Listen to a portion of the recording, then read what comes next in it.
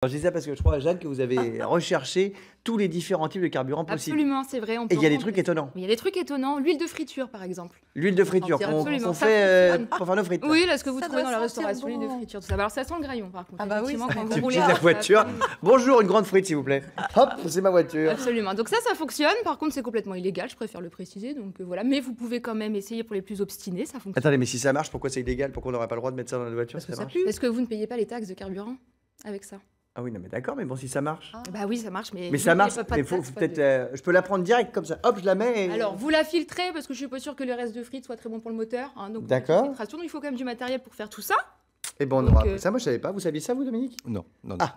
Bah, merci, Jeanne. Et ben, je vous en prie, il y avait d'autres carburants aussi. Quoi d'autre? Autorisé. Le fioul domestique, complètement interdit aussi, mais ça Ah bon fonctionne. Il n'y a rien d'autorisé. Mais le Non. fil de. Mais c'est interdit aussi pour les mêmes raisons parce qu'on paye pas de taxes. La différence de taxe aussi en France sur le gazole, elle est de 53,07 centimes, alors que, enfin sur le litre de carburant, D'accord. alors que c'est de 11,89 centimes par litre de fioul.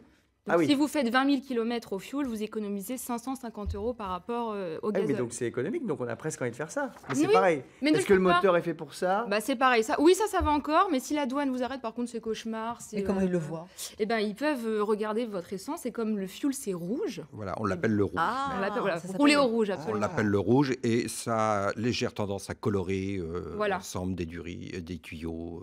Donc, ils le verront. Voilà, donc la douane voit D'accord. ça, et là, vous prenez la super amende de l'enfer, vous payez les taxes que vous n'avez pas payées Avec depuis le rattrapage sur début. 3 ans de votre consommation. Exactement. Oh là là. D'accord. Donc, pareil, le faites pas trop. Dans Bon, ce il y a un cas-là. truc qu'on a le droit de faire ou pas? Oui, l'éthanol. Ah, l'éthanol. Simplement, ou aussi appelé E85.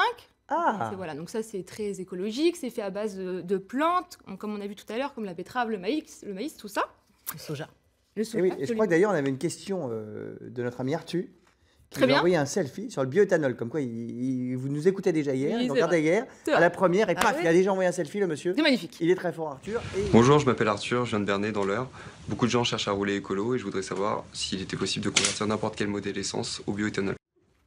Alors, on va une question. Mais c'est une très bonne question. Est-ce qu'on peut convertir n'importe quelle voiture essence au bioéthanol?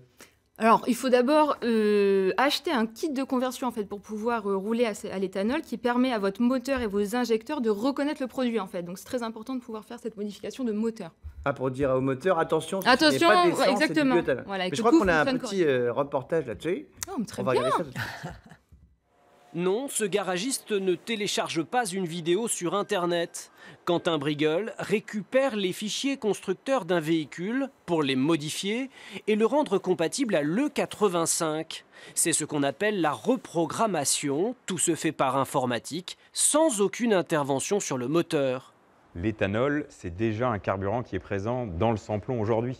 On a des nouveaux pictogrammes qu'on peut voir sur toutes les stations, E5, E10, E85. bascule est assez rapide. La bascule est rapide puisque le carburant passe par le même système, passe par la même injection et donc au final on ne modifie rien dans le moteur. Seules les voitures essence de moins de 14 chevaux et de moins de 15 ans sont compatibles à l'éthanol.